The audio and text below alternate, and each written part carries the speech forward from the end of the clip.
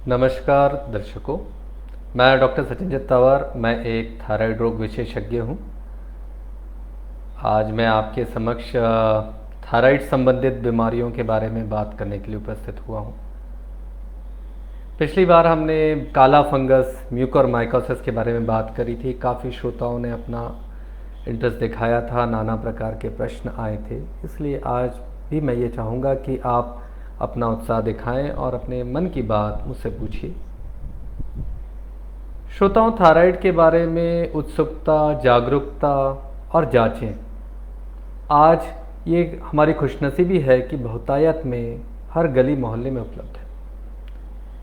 जब इतनी सारी जागरूकता है और इतनी सारी बातें हैं और इतनी सारी जगह जांचें हो रही हैं और मरीज अचानक आसानी से अपनी स्वयं की सलाह से भी जांच करवा लेता है, तो नाना प्रकार की विसंगतियां समाज में होना स्वाभाविक है।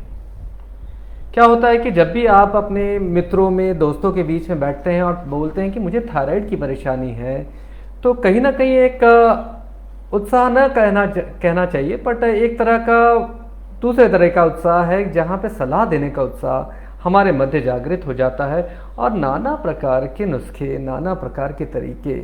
और जैसा आप सभी जानते हैं कि हमारी संस्कृति रही है कि कोई भी बीमारी जड़ से मिटनी चाहिए, तो उसी बात को बल प्रदान करने के लिए लोग आपकी दवाइयाँ छुड़वा देते हैं और नाना प्रकार की सलाह में और चीज़ों में उलझ के आप रह जाते हैं।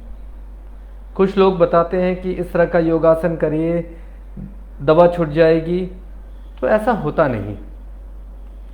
योग एक बहुत अच्छी विद्या है, पर जब ग्रंथि ही खराब हो जाए तो योगिक क्रियाओं से वापस ग्रंथि का काम करना ये संभव नहीं है। तो ये थायराइड नाम की ग्रंथि है क्या, जिसके लिए इतना माहौल बना हुआ है और इतनी परेशानी है, और नाना प्रकार से जब किसी को हो जाती है तो लोगों को लगता है कि ये क्या श्राप मेरे जीवन में आ गया है। ऐसा ही होता है ना। देखिए, ये जैसे ही हम गर्दन ऊपर करते हैं और ये इस हड्डी के नीचे जो यहाँ पे ग्रंथि, यहाँ पे जो वाला भाग है, ये ग्रंथि का भाग है। जब भी हम निगलते हैं तो ये वाला भाग ऊपर उठ के आता है। जिसकी ग्रंथि बड़ी होती है वो स्पष्ट दिखने लगती है, दूर से दिखने लगती है कि हाँ, इनको घेंगा है। तो इस ग्रंथि का काम क्या है? देखिए, एक हार्मोन की ग्रंथि है। इसका काम T3 और T4 नामक हार्मोन बनाने का है। अगर आप सामान्य जीवन में और सामान्य जनता की भाषा में पूछें तो यह हार्मोन किस तरह से असर दिखाते हैं। देखिए, गैस का बर्नर और गैस का चूल्हा हर घर में है। इसके आज अब बहुत से अन्य कारण भी हैं क्यों है। तो ये जो गैस का बर्नर है, इससे हमको बहुत अच्छी सीख मिलती है कि थायराइड की बीमारी कैसे समझ सकते हैं। देखिए, जब आप गैस का बर्नर ऑन करते हैं तो उसमें 3 फ्लेम की स्पीड होती है, लो, मिड और हाई। तो दर्शकों, जो हमारे शरीर की आग है वो मिड फ्लेम पे है। प्रायः हम खाना मिड फ्लेम पे ही बनाते हैं, जिससे ना खाना ज़्यादा गर्म होता है, ना ठंडा रहता है, अच्छे से पक जाता है, जलता भी नहीं है। तो वो एक सामान्य आँच है। तो शरीर की सामान्य आँच मतलब थायराइड फंक्शंस का नॉर्मल होना। अब ये आँच अगर आपने लगता है कि फ्लेम बढ़ा दिया आपने, तो फ्लेम एकदम बड़ी होने लगती है, खाना जल्दी जल्दी गर्म होने लगता है, जलने लगता है। तो फ्लेम का बढ़ना मतलब थायराइड हार्मोन की अधिकता, जिसको हम कहते हैं हाइपरथायराइडिज्म। इस अवस्था में क्या होता है, आप खाने में बनाते समय अगर फ्लेम तेज करते हैं तो खाना जल्दी गर्म हो जाता है, जलने लगता है। तो शरीर में क्या होगा, गर्मी बढ़ जाएगी, दिल की धड़कन बढ़ जाएगी, वजन कम होने लग जाएगा, नींद नहीं आएगी, ग्रंथि बड़ी होने लग जाएगी, आंखें भी बड़ी बड़ी होने लगती हैं, बाल झड़ने लगते हैं। तो ये अवस्था, और एकाग्रचित मन नहीं रह पाता, आदमी एक जगह बैठ नहीं पाता। उसको आप बोलें कि एक जगह एकाग्रचित होकर बैठ जाए तो ऐसा होना उसके लिए संभव नहीं है, क्योंकि यह थायराइड हार्मोन शरीर के अलावा दिमाग पे भी असर करता है। तो हमारे निर्णय लेने की क्षमता ऐसी हो जाती, त्वरित हो जाती, जल्दी जल्दी हम एक तरह से एंग्शियस होकर इधर उधर भटकने लगते हैं। कभी कभार नींद पे भी असर पड़ता है। इसको हम कहते हैं हाइपरथायराइडिज्म। बीच की आँच मैंने बताया वो शरीर की सामान्य आँच है। मान लीजिए कभी कभार हमें खाना ऐसा होता है कि अब पक गया है, अभी थोड़ा सा उसको बस गर्म रखना है, तो हम धीमी आंच में कर देते हैं। तो ये जो धीमी आंच में होना है, इसको मैं कहूँगा हाइपर हाइपोथायराइडिज्म, हार्मोन की कमी होना। यह अवस्था सबसे ज़्यादा कॉमन है। जब भी हम थायराइड हार्मोन की बीमारी की बात करते हैं तो प्रायः हम हाइपोथायराइडिज्म की ही बात करते हैं। तो हाइपोथायराइडिज्म में क्या होगा, अगर हमने आंच धीमी कर दी तो क्या होगा, खाना उतना गर्म नहीं होगा, थोड़ा सा ठंडा रह जाएगा, जलेगा नहीं पर शिथिल अवस्था बनेगी, तो शरीर सुस्त हो जाता है, थोड़ा सा 1-8 किलो वजन बढ़ जाता है, चेहरा मोटा मोटा लगने लगता है, बहुत ज़्यादा दिन बीत जाए तो आवाज़ भारी होने लगती है, बाल झड़ने लगते हैं, और मन पे जैसा असर हार्मोन की अधिकता में मन तेज हो गया था, हार्मोन की कमी में मन सुस्त होने लगता है। तो आप डिप्रेसिव टेंडेंसी के होने लगते हैं, याददाश्त कम होने लगती है, तुनक मिजाजी हो जाते हैं, छोटी छोटी बात में चिड़चिड़ापन आने लगता है, तो हर बात का विपर्यास करने लगते हैं। तो यह अवस्था होती है हाइपोथायराइडिज्म की। तो आज दर्शकों हम सभी चीज़ों को एक एक करके सिलसिलेवार बात करेंगे। तो सबसे ज़्यादा जो कॉमन बीमारी है वो है हाइपोथायराइडिज्म, और सबसे ज़्यादा जिसके बारे में आप लोग विचार विमर्श करते हैं वो भी हाइपोथायराइडिज्म ही है। तो हाइपोथायराइडिज्म क्या होता है ये तो मैंने आपको बता दिया। हाइपोथायराइडिज्म में ये T3 और T4 नाम के हार्मोन कम हो जाते हैं। हार्मोन कम हो जाते हैं तो ये मास्टर ग्रंथि, जो कि मास्टर ग्रंथि आपको मालूम है हमारे यहाँ पिट्यूटरी, जिसको हम तीसरी आंख भी कहते हैं ना, तो पिट्यूटरी नाम की जो ग्रंथि है वहाँ से TSH नाम का हार्मोन बढ़ने लगता है, क्योंकि उसका काम है थायराइड ग्रंथि पे असर दिखा के T3 और T4 नाम के हार्मोन को बढ़ाना। ये प्राकृतिक बात है कि अगर यहाँ से हार्मोन कम बनेगा तो ऊपर से मैसेज ज़्यादा आएगा कि जल्दी बनाओ, ज़्यादा हार्मोन बनाओ। जैसा होता है ना, स्टेट ने काम नहीं किया तो सेंटर से आदेश आने लगते हैं, वैसा ही है ये। तो ऐसी अवस्था में TSH 10 के ऊपर हो जाता है और T3 T4 काफ़ी कम हो जाता है, तो आदमी सुस्त अवस्था में हमारे पास आता है। तो ऐसे क्या क्या लक्षण हैं जिससे आपको शक हो कि आपको हाइपोथायराइडिज्म की बीमारी हो गई है। देखिए, कभी भी अगर ग्रंथि बढ़ी हुई दिखे तो इसमें तीनों अवस्था हो सकती है कि हार्मोन नॉर्मल भी रह सकता है, हार्मोन अधिक भी रह सकता है और कम भी हो सकता है। तो तीनों अवस्था में अगर घेंगा दिखे तो थायराइड हार्मोन की जांच करानी है। फिर आप में सुस्ती महसूस होने लग जाए, शरीर थका थका लगने लग जाए, बाल झड़ने लग जाए, अनमनापन आने लग जाए, चेहरा थोड़ा सा फूला फूला लगने लग जाए, रिश्तेदार बोलने लग जाए कि आप थोड़े से ज़्यादा चिड़चिड़े हो गए हो, आप थोड़े से मोटे हो गए हो। मोटापे का कारण हाइपोथायराइडिज्म नहीं है, ये एक बहुत बड़ी अवधारणा है, पर हाँ 1-2 किलो वजन बढ़ जाता है। कभी कभार कुछ लोगों को पैरों में सूजन भी आने लगती है, और बहुत ही ज़्यादा हमने ध्यान नहीं दिया तो आवाज़ में भी भारीपन आने लगता है, जिसको हम कहते हैं होर्सनेस ऑफ वॉइस। तो ऐसी अवस्था में हमें शक करना चाहिए कि हमें हाइपोथायराइडिज्म हो गया है। मान लीजिए हमें शक हो गया कि हमें हाइपोथायराइडिज्म है, तो हमें आगे कैसे बढ़ना है। आगे बढ़ने के लिए आप एक थायराइड रोग विशेषज्ञ का चुनाव करें, जो कि प्रायः हर शहर में, हर जिले में उपलब्ध है। तो ऐसे डॉक्टर को दिखाएं जो थायराइड में विशारद रखता हो। फिर डॉक्टर साहब आपकी थायराइड की जांच कराएंगे।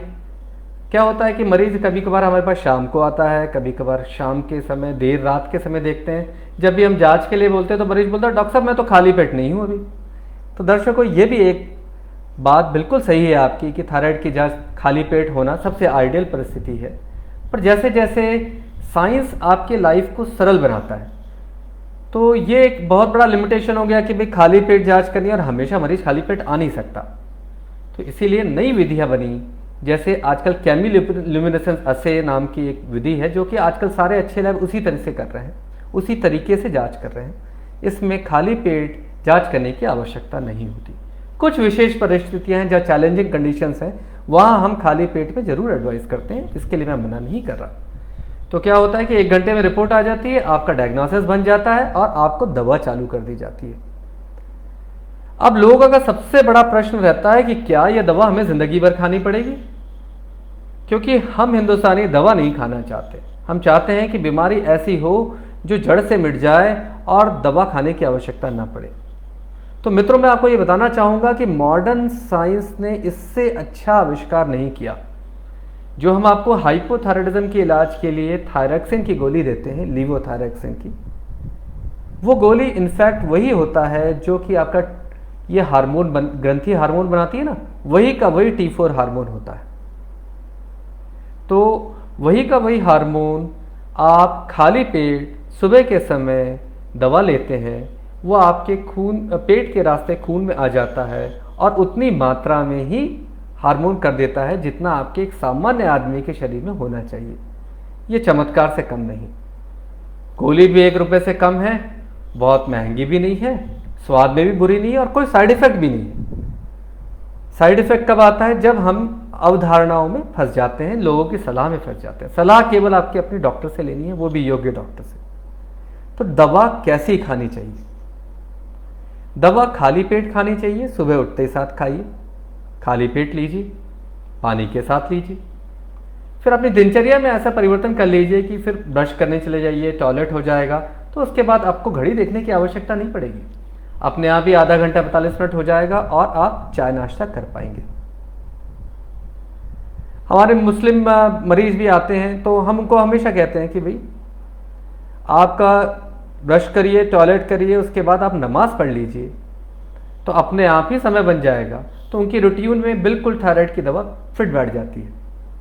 इन बातों का थायराइड की दवा खाने से कोई संबंध नहीं है, पर जीवन में व्यवहारिक निर्णय लेना है, क्योंकि दवा आपको जीवन के अंत तक खानी है। एक बार हाइपोथायराइडिज्म की बीमारी हुई तो मान के चलें, उसको नकारने की आवश्यकता नहीं है।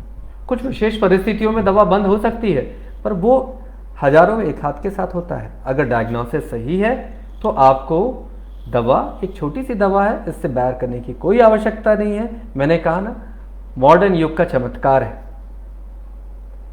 तो ये दवा आप खाइए।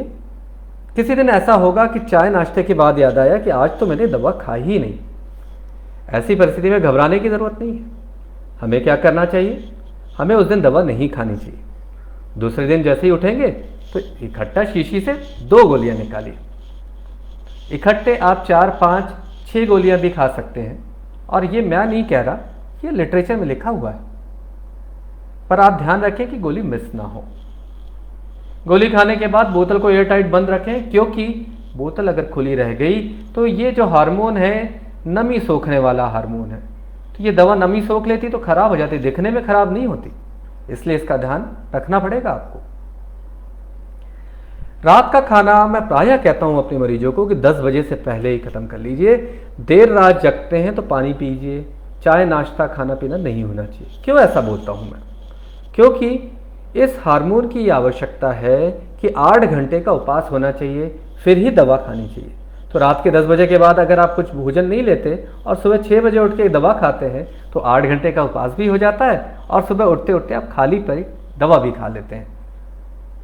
बहुत से, जैसे ही आपको थायराइड की बीमारी पता चली, मैंने हाइपोथायराइडिज्म, तो जनता के बीच में स्वर उठने लगते हैं। लोग बोलने लगते हैं कि ये मत खाओ, वो मत खाओ, इससे थायराइड बढ़ जाएगा, इससे घेंगा बढ़ जाएगा, पत्ता गोभी मत खाओ, फूल गोभी मत खाओ, टमाटर मत खाओ, आलू से बनी हुई चीज मत खाओ, और दूध चावल इस तरह की चीजें मत लो। दर्शकों, आपको सब खाना है। जब तक आपके डॉक्टर ने मना नहीं किया है, आपको सब खाना है, और आपका योग्य डॉक्टर हजारों लाखों में एक आध पेशेंट को ही बोलेगा ये सब नहीं करना। तो हाइपोथायराइडिज्म के सारे मरीज को सब कुछ खाना चाहिए, क्योंकि अब आप दवा ले रहे हैं तो ग्रंथि वैसे भी आपकी काम नहीं कर रही। तो ये जो खाद्य पदार्थ हैं, ये आपकी ग्रंथि को कोई भी असर डालें, आपके शरीर में थायराइड हार्मोन नॉर्मल रहेगा। तो किसी भी प्रकार के परहेज की आवश्यकता नहीं। अब आप देखिए, दवा भी 50 पैसे की, स्वाद में भी बुरी नहीं, दिन में एक ही बार खाना, डोज एक बार फिक्स हो गया तो डॉक्टर को साल में एक ही बार दिखाना पड़ता है, बार बार जाने की आवश्यकता नहीं। लोग अपने मन से ही जांच करवाते रहते हैं। तो अब मन से जांच कराते हैं तो कहीं ना कहीं मानसिक रूप से आप उद्वेलित हो जाते हैं। तो आपको लगता है ये थायराइड क्या बीमारी है, हमेशा ही ऊपर नीचे होता रहता है। आप जिम्मेदारी से दवा लीजिए। जांच डॉक्टर की सलाह में एक बार डोज पक्का होता है। पहली बार मरीज को देखते हैं, 2 महीने में जांच करवाते हैं, फिर साल में एक ही बार की आवश्यकता होती है, बार बार नहीं कराना पड़ता। विशेष परिस्थिति कौन सी आती है? अगर प्रेगनेंसी हो गई, नई खुशखबरी आ गई, तब हमारी जिम्मेदारी बढ़ जाती है। तब हमें जिस हफ्ते पता चले उसी हफ्ते जाकर जांच करानी होती है। तो दर्शकों, आपने देखा कि हाइपोथायराइडिज्म की बीमारी में लेश मात्र भी चिंता करने की आवश्यकता नहीं है। नाना प्रकार के प्रश्न आते हैं, तो इससे संबंधित जो प्रश्न आएंगे उसके बाद अंत में उत्तर देंगे उसके। अब बात आती है कि हाइपरथायराइडिज्म की बीमारी हो गई। जैसा मैंने बताया ना कि कभी कभार आंच अगर हम बड़ी कर देते हैं तो लंबी फ्लेम आती है, जल्दी गर्मी होने लगती है, आग लगने की स्थिति भी बन सकती है, खाना जलने लगता है। तो वैसे ही शरीर में होने लगता है, शरीर दुबला पड़ने लगता है, आंखें बड़ी बड़ी होने लगती हैं, ग्रंथि भी कई बार बड़ी हो जाती है, और इसके साथ साथ कई बार डायबिटीज़ भी हो जाता है, ब्लड प्रेशर भी बढ़ने लगता है, हृदय पे भी इसका बुरा असर पड़ता है। आदमी एक स्थिर एक चित्त मन से नहीं बैठ पाता, तो इसको हम कहते हैं हाइपरथायराइडिज्म। हाइपरथायराइडिज्म के भी बहुत से कारण हैं, पर प्रायः ग्रेव्स डिजीज नाम की बीमारी के कारण ही हिंदुस्तान में हाइपरथायराइडिज्म होता है। कभी कभार मल्टीनोडुलर गोइटर या कभी कभार कोई रसोली होने के कारण भी हाइपरथायराइडिज्म होता है। कभी कभार जब हम हाइपोथायराइडिज्म का इलाज करते हैं, बहुत ज़्यादा मात्रा में कभी कभार दवा मरीज खाता रहता है, तो भी ऐसी अवस्था बनती है कि उसको हम आइट्रोजेनिक हाइपरथायराइडिज्म कहते हैं, पर वो रेयर है। आप अच्छे डॉक्टर की सलाह में रहेंगे तो ऐसी परेशानी कभी नहीं होगी। तो हाइपरथायराइडिज्म पहचानना बड़ा आसान है।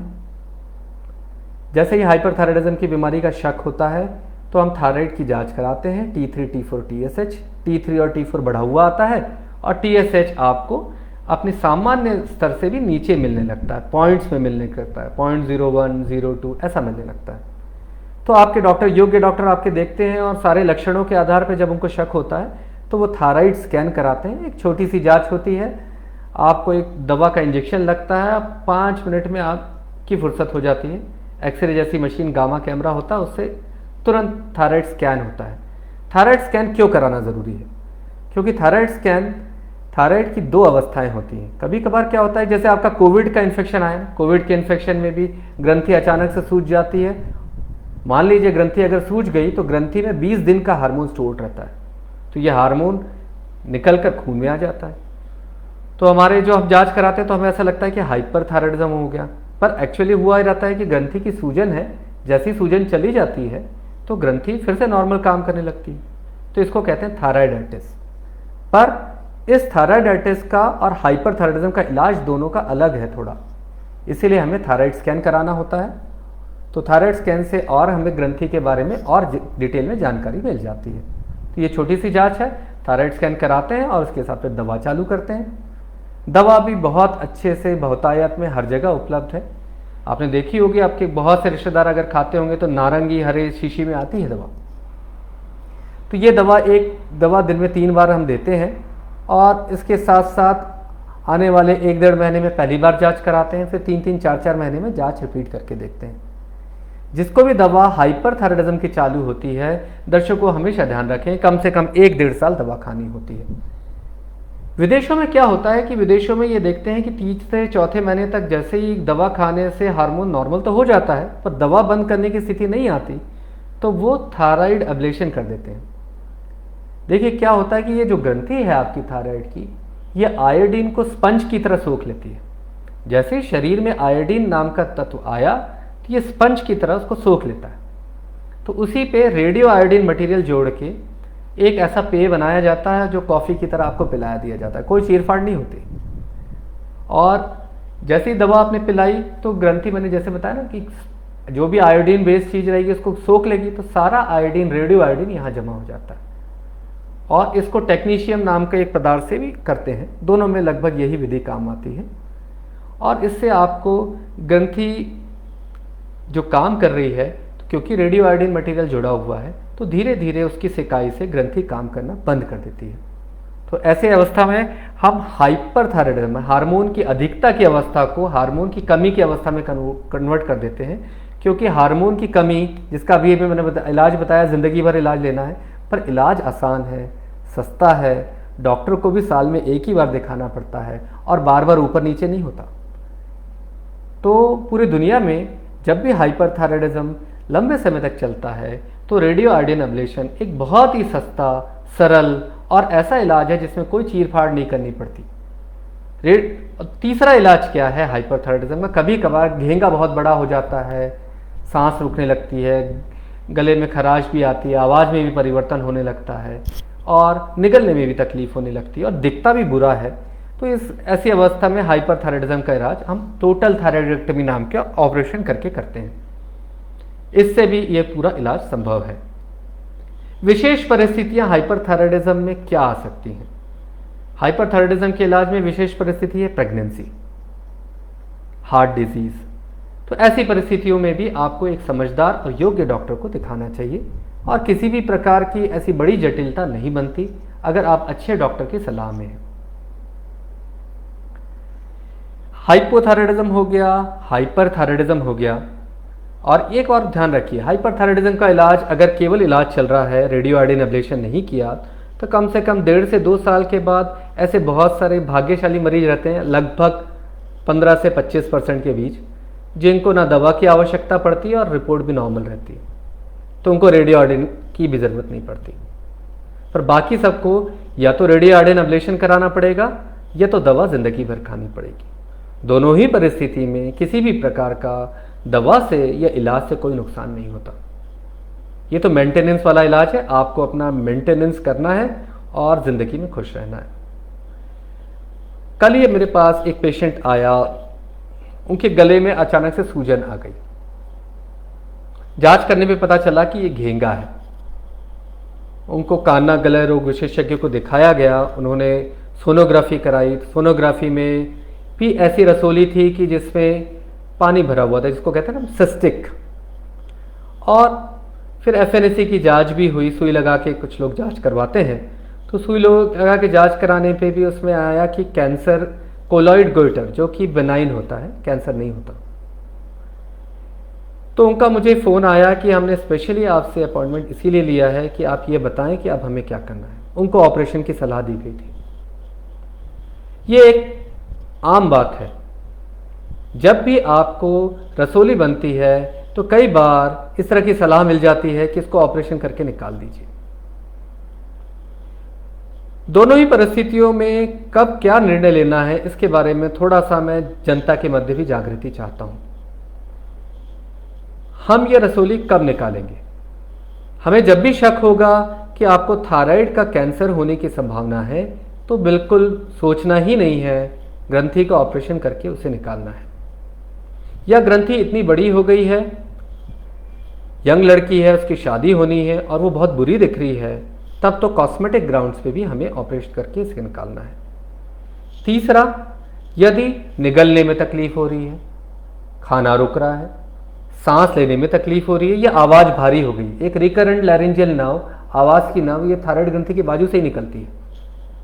या हम जांच करते हैं और हमें ग्रंथि एकदम हार्ड लगती है, फिक्स लगती है और आवाज़ में भी परिवर्तन आ रहा है, निगलने में भी परिवर्तन आ रहा है, सांस लेने में तकलीफ हो रही है। ऐसी परिस्थिति में डॉक्टर निर्णय लेते हैं कि भाई इसकी सोनोग्राफी की जाए। सोनोग्राफी में भी एक स्कोरिंग होती है, जिसके बारे में बहुत डिटेल में नहीं बताऊंगा, जिसको आपको मांगना चाहिए जब भी सोनोग्राफी कराएं। टायराइड स्कोरिंग, TIRADS। ये टायराइड स्कोरिंग एक बहुत ही अच्छा माध्यम है जिससे कैंसर होने की लक्षण भी अपने को पता चलते हैं। ये 4-5 के ऊपर आता है तो हम जरूर, हमारे कान सतर्क हो जाते हैं कि नहीं, अभी हमें और आगे बढ़ना है। और बहुत सारे अन्य लक्षण हैं, वो डॉक्टर तक सीमित रखें। तो ऐसी अवस्था होती है जब शक शुबा बनता है, तो उसी पर्टिकुलर एरिया में सोनोग्राफी करके जहाँ शक की गुंजाइश होती है वहाँ सुई लगा के जाँच करते हैं, जिसको अपन कहते हैं FNAC। तो FNAC की जांच में भी कई बार कैंसर के लक्षण दिखते हैं। तो ऐसे मरीजों को योग्य थायराइड के सर्जन से ही ऑपरेशन कराना चाहिए, क्योंकि थायराइड की ग्रंथि अगर ढंग से ऑपरेशन नहीं हुआ तो दोबारा वो बढ़कर आ जाती है। दूसरा, मैंने आपको बताया, आवाज़ की नस भी पास से ही जाती है। अगर डॉक्टर ने सही से ऑपरेशन नहीं किया तो आवाज़ की नस में आपका भारीपन आ जाता है, तो ये एक बड़ी समस्या बन जाती है। और सफाई से ऑपरेशन नहीं हुआ तो यहाँ पे जो सिलाई का निशान है, कट लगता है, वो भी बड़ा बुरा लगता है। तो आजकल यंग लोगों को सलाह होती है कि वो एंडोक्रीन सर्जन से जाके ऑपरेशन कराएं। बड़े शहरों में हैं, हमारे आसपास अभी कम हैं ऐसे सर्जन। तो आजकल उनके पास एक विशेष योग्यता होती है कि वो कंधे के रास्ते यहाँ टनल बनाते हैं चमड़ी के नीचे, वहाँ से उनका एंडोस्कोप जाके थायराइड की ग्रंथि पे आके यहाँ से ऑपरेट करता। तो यहाँ किसी भी प्रकार का कट का, सिलाई का, टीक का, इसका निशान नहीं दिखता। तो इसके भी बड़े लाभ हैं। तो विशेष परिस्थितियों में घेंगा का ऑपरेशन होता है प्रायः। नहीं तो घेंगा के मरीज को मैं यही सलाह देता हूँ कि अगर आप मिडिल एज्ड हैं और आपको कहीं और कोई समस्या नहीं है, लाइफ पार्टनर को भी बुरा नहीं लगता है, ना आपको निगलने में तकलीफ़ है, ना सांस लेने में तकलीफ़ है, तो ऐसी परिस्थिति में घेंगे को वैसे ही छोड़ देना चाहिए। लोग क्या करते हैं, रोज सुबह उठ के देखते हैं बड़ा हुआ, छोटा हुआ, क्या हुआ। बार बार हाथ लगाने से सोर पॉइंट बन जाता है। सोर पॉइंट दिमाग में भी बनता है, दिल में भी बनता है और यहाँ भी बनता है। तो इससे लोकली आपको दर्द महसूस होने लगता है और नाना प्रकार की समस्याएं फिर कुछ भी होती है तो आप जोड़ते हो इसी के कारण हो रहा है। तो उस स्थिति से बचना चाहिए। तो अनावश्यक ऑपरेशन नहीं कराना है, योग्य डॉक्टर को दिखाइए, आपके एंडोक्रोनोलॉजिस्ट को दिखाइए। वो निर्णय लेते हैं कि हमें ऑपरेशन कराना है, कहीं शक शुबा होता है तो बिल्कुल वो आपको स्पष्ट बता देंगे। पर 100% नाम की कोई चीज़ नहीं होती लाइफ में, सब कुछ समसामयिक होता है। तो हमें ऑब्जर्वेशन करना पड़ता है। ऐसे मरीजों को हम 6 महीने में बुलाते हैं, बहुत संतुष्ट होने पे साल भर में बुलाते हैं। तो बीच बीच में आप दिखाएंगे तो आपको ऑपरेशन नहीं कराना पड़ेगा। मरीज आके बोलता है डॉक्टर साहब ऐसी कोई दवा दे दीजिए ये घेंगा पूरी तरह से मिट जाए, क्या जड़ से मिटाने की कोई दवा है? तो इस बारे में आपको मैं बिल्कुल बोलूँगा, बहुत लोग गुमराह करते हैं। ऑपरेशन के अलावा घेंगा हटाने का कोई और तरीका नहीं है। कभी कभार सिस्टिक लीजन होता है तो उसमें पानी होता है तो हम पानी निकाल के स्क्लेरोसेंट एजेंट का, अल्कोहल का इंजेक्शन लगा लेते हैं, पर वो पेनफुल प्रोसीजर है, वो भी संभव है। कभी कभार इनकी सिकाई करके भी कोशिश की जाती है, पर सबसे इफेक्टिव तरीका ऑपरेशन ही है। पर अगर आप बोलें कि कोई ऐसी चमत्कारी गोली हो जिससे ये घेंगा पूरी तरह से मिट जाए तो दर्शकों ये संभव नहीं है। अब बात आती है कि हाइपरथायराइडिज्म भी हो गया, हाइपोथायराइडिज्म भी हो गया और घेंगा के बारे में भी हमने बात कर ली। गर्भावस्था को लेकर बहुत नाना प्रकार की, गर्भावस्था और हाइपोथायराइडिज्म को लेकर बड़ी चिंता है। क्या होता है कि जब मैं दर्शकों में एम्स में पढ़ रहा था, दिल्ली एम्स में, तभी मैंने अपने प्रोफेसर से पूछा था कि ऐसी महिलाएं आती हैं जिनका TSH 25, 30, 200, 300 ऐसा हो जाता है, वो प्रेगनेंसी 2 महीना हो गया, 2.5 महीना हो गया और उनको डॉक्टर बता देते हैं कि आपको मंद बुद्धि बच्चा पैदा होगा और वो बड़ा ही परेशान होकर इधर उधर भटकते रहते हैं। ऐसे समय क्या करना चाहिए? हमारी प्रोफेसर बड़े देश की नामी गिरामी प्रोफेसर थी, अब दुर्भाग्य से उनका असमय देहांत हो गया। उन्होंने कहा कि सचिन आप भगवान नहीं हो, तो सबसे पहले जीवन को प्राथमिकता देनी चाहिए, क्योंकि दुनिया में ऐसी अवस्था में बच्चा गिराने के बारे में एका नहीं है। जहाँ एका नहीं होता वहाँ प्राथमिकता जीवन को ही देनी होती है। तो ऐसी अवस्था में क्या करना चाहिए? देखिए, ऐसी अवस्था में हमें सबसे पहले हार्मोन की मात्रा बढ़ाकर उसे नॉर्मल करने का प्रयास करना चाहिए, जो कि प्राय 10-12 दिन में हो जाता है और पिछले 10-12 साल में ऐसे मैंने हजारों मरीजों का हार्मोन नॉर्मल किया है। और फिर माता पिता को ये समझाइश दी जाती है कि ये अवस्था हो सकती है। देखिए, बच्चों के मानसिक विकास के बारे में IQ रेटिंग स्केल के हिसाब से बहुत सारे शोध हुए हैं। कुछ शोधों ने दिखाया कि जिन माताओं को हाइपोथायराइडिज्म था, TSH नॉर्मल नहीं था, गर्भधारण किया तो उनका 5 से 10 पॉइंट, ज़्यादा से ज़्यादा 12 पॉइंट तक IQ कम हो जाता है। तो एक ये बिल्कुल सिद्ध बात आई, जो कि अभी लेटेस्ट चाइनीज स्टडी है, उसने लगभग 4 पॉइंट बताया। तो मैं अपने जब काउंसलिंग हम करते हैं तो माता पिताओं को हम बिल्कुल स्पष्ट बताते हैं, पर हम इसके मायने भी बताते हैं कि लाइफ में सब कुछ IQ नहीं है। सारे सफल आदमी बहुत हाई IQ क्यों हो, ऐसा नहीं है। मैं उनको ये समझाता हूँ कि मान लीजिए आपके घर में 140 IQ का बच्चा है, पैदा होने वाला है, और इस बीमारी की वजह से अगर 10 IQ कम हो गया तो भी वो बहुतों से और माता पिताओं से भी प्रायः होशियार ही रहेगा। तो कई बार बिल्कुल समझाइश पे माता पिता इस बात को समझ जाते हैं और हम जीवन को प्राथमिकता देते हैं, क्योंकि पूरी दुनिया में बच्चा गिराने के बारे में कोई एका नहीं है। तो कहीं भी हम लोग डॉक्टर्स के बीच में ये बिल्कुल साफ बात होती है कि हम जीवन को प्राथमिकता देते हैं। और पिछले 10-12 साल में और ये देखा है कि जो डॉक्टर इस तरह की सलाह देते थे उन्होंने भी जीवन को प्राथमिकता देना चालू कर दिया है। तो पूरे विश्व में ऐसा ही होता है। स्पष्टता पूछेंगे कि बच्चा गिरा दें, नहीं गिरा दें, कोई कुछ नहीं बोलेगा, पर अगर काउंसलिंग की बात सलाह लेंगे तो यही बोलेंगे कि अभी हमारे हाथ में दवा खाना है, थायराइड को नॉर्मल करना है। तो इसको इस तरह से समझें, अपने डॉक्टर को विश्वास में लीजिए और डॉक्टर की बात मानकर आगे बढ़िए। हाइपरथायराइडिज्म है और प्रेगनेंसी है, तो मैं हमेशा ये कहूँगा कि हाइपरथायराइडिज्म के मरीज, मान लीजिए आपको हाइपरथायराइडिज्म की बीमारी प्रेगनेंसी से पहले है, तो 3 अवस्था निर्मित होती है प्रेग्नेंट होने पे। या तो हार्मोन नॉर्मल हो जाता है या बढ़ जाता है, या बीच का बिल्कुल नॉर्मल स्टेटस में रहता है। तो ऐसी अवस्था को हमें ध्यान में रखते हुए दवा का भी डोज तय करना पड़ता है और शुरू के 3 महीने में ये जो हम गोली देते हैं ना, शीशी वाली गोली, ये प्रायः, जिसको हम कार्बिमेज़ोल, मेथीमेज़ोल कहते हैं, ये प्रायः नहीं दी जाती। 3 महीने प्रोपिलथायोरेसिल नाम की एक और दवा है, वो दी जाती है। उसके बाद कार्बिमेज़ोल आप अगर चाहते हैं तो वापस उस पर आप आ सकते हैं। क्या खतरे होते हैं, क्यों हाइपरथायराइडिज्म का इलाज कराना ज़रूरी है? क्योंकि गर्भावस्था में बच्चे को घेंगा बनने लगता है। अगर माँ का हाइपरथायराइडिज्म है, उसकी हड्डियाँ जल्दी ही बड़ी होने लगती हैं, मैच्योर होने लगती हैं। तो ऐसे बाद में क्या होगा, शुरू में तो बच्चा बड़ा हो जाए दिखेगा, पर बाद में उसकी हाइट बढ़ेगी नहीं। तो बहुत सारी चीज़ें ऐसी होती हैं। और बच्चे को भी ये जो एंटीबॉडीज़ हैं जिसके कारण हाइपरथायराइडिज्म होता है, ये माँ के नाल के रास्ते चली जाती हैं। तो इसलिए ऐसे बच्चों को हम 1 हफ्ते तक ऑब्जर्व करते हैं कि भाई आपको भी हाइपरथायराइडिज्म तो नहीं है।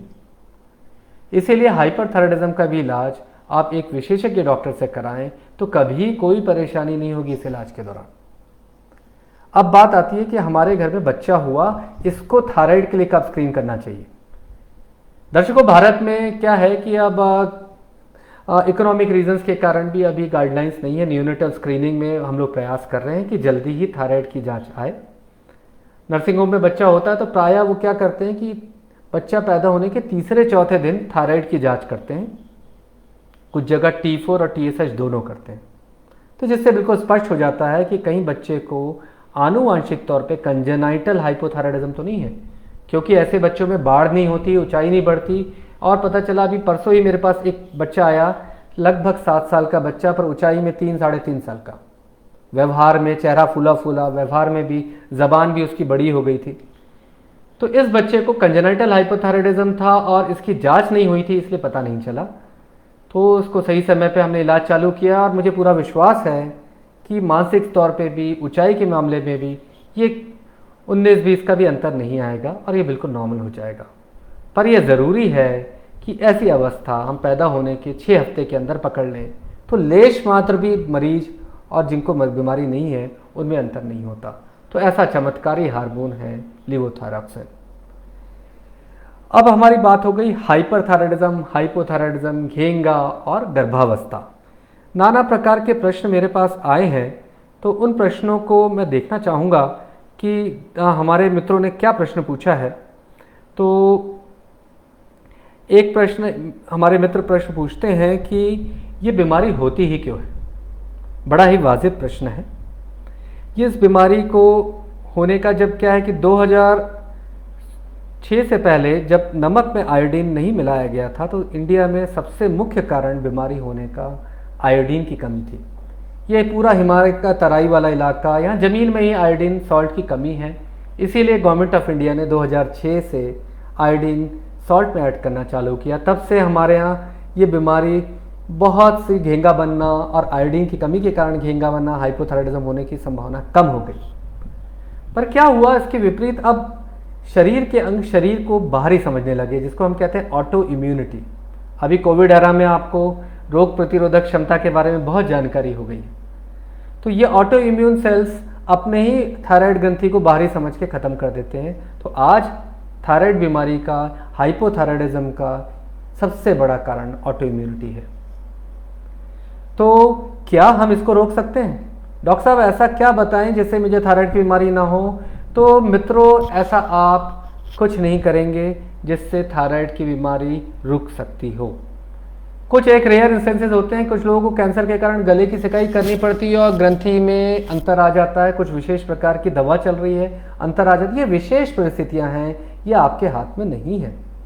तो बीमारी का होना आप रोक नहीं सकते। बीमारी के होने से पहले ऐसे आप कोई भी काम नहीं कर सकते। बस शरीर के लिए योगा करिए, प्राणायाम करिए, सब कुछ करिए। पर कोई अगर ये दावा करे कि इससे थायराइड की बीमारी ठीक हो सकती है, होने से रुक जाएगी, ये संभव नहीं है। क्योंकि ऑटो इम्यून बीमारियां आज भी साइंस इसके बारे में अभी उसके हाथ बंधे हुए हैं। पर हाँ, इलाज बहुत अच्छा है।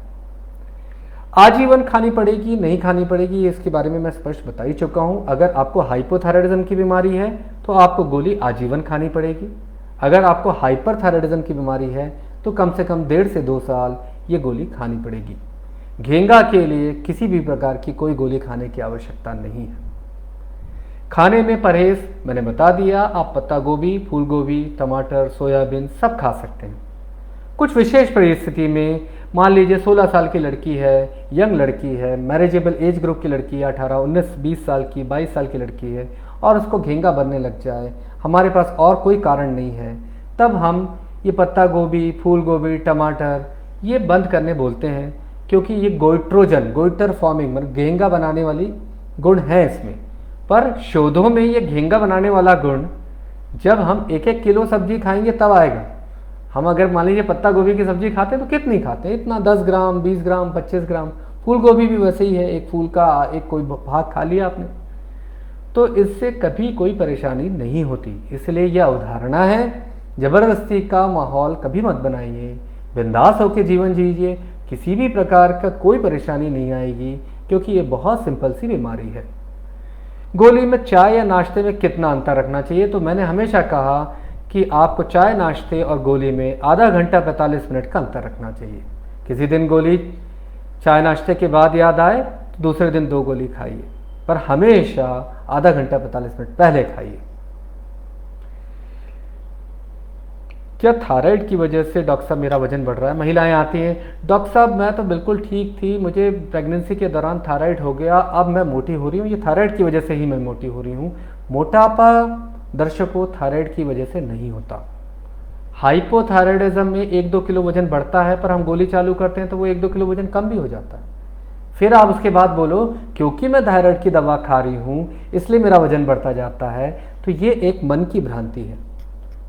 मोटापा तभी आएगा जब आपका हालचाल, एक्सरसाइज, खान पान और एक्सरसाइज के बीच में एका नहीं होगा। तो एक ही कुंजी देता हूँ स्वस्थ रहने की, आप अपनी हाइट सेंटीमीटर्स में नापिए, उसको -100 करिए, जितना भी आएगा वो आपका एक आदर्श परिस्थितियों का वजन होगा, 5 किलो ज़्यादा या 5 किलो कम। तो हमेशा आप प्राथमिकता 5 किलो कम को ही दीजिए। मान लीजिए 165 सेंटीमीटर ऊंचाई है, माइनस करते हैं तो 65 किलो आता है, 65 - 5 मैंने 60 किलो वजन रखिए आप। जो आदमी अपना वजन आइडियल रखता है उसको बहुत सारी बीमारियां नहीं होती, मोटापा भी नहीं आता। पर मोटापे के लिए आपको खान पान में अंतर, कसरत और एक अच्छे डॉक्टर से सलाह लेनी होगी। एंडोक्रीन विशेषज्ञ को दिखाएंगे तो वो मोटापे में भी आपकी मदद करेंगे। बहुत से लोग ये कहते हैं कि ऐसा कुछ बताइए कि हमें दवा ना खानी पड़े, जड़ से मिट जाए। डॉक्टर साहब मैं तो सारी जांचें कराने को तैयार हूँ। दर्शकों ऐसे इसमें हमें समझदारी दिखानी होगी, क्योंकि हम आपको जब भी हाइपोथायराइडिज्म का इलाज करते हैं तो हम आपका इलाज नहीं करते। जब आप खाना खाते हैं तो खाने में आपको खाना मान लीजिए फीका लगता है तो आप टेबल सॉल्ट लेते हैं, अपने स्वाद अनुसार नमक की मात्रा तय कर लेते हैं। वैसे ही आपकी ग्रंथि हार्मोन कम बता रही है, कम बना रही है, तो हम बाहर से टेबल सॉल्ट जैसे आप मिलाते हैं ना, वैसे ही हम हार्मोन की गोली देते हैं जिसको लेवोथायरॉक्सिन कहते हैं, और वो आपकी आवश्यकता के अनुरूप डोज तय कर देते हैं। तो हम इनफैक्ट आपका इलाज नहीं कर रहे, पोषण कर रहे हैं। तो पोषण करने की अवस्था कैसे रुक सकती है? आपके शरीर की कमी है, और ये तो चमत्कार है कि वो पोषण नसों के रास्ते नहीं हो रहा, इंजेक्शन के तौर पे, महंगी दवा के रूप में नहीं हो रहा, या उससे दवा से कोई कॉम्प्लिकेशन है, या स्वाद में बुरी है, या दिन में 4 बार दवा खानी पड़ रही है। ऐसी परिस्थिति है ही नहीं।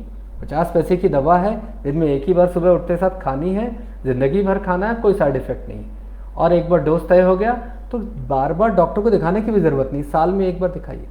इसको जड़ से मिटने से के समकक्ष में तोलना चाहूँगा, आप भी इसको इसी तरह का महत्व दीजिए। तो ये विचार, ये कहीं ना कहीं बात जो मन में कुंठा जैसी बन जाती है वो चला जाएगा।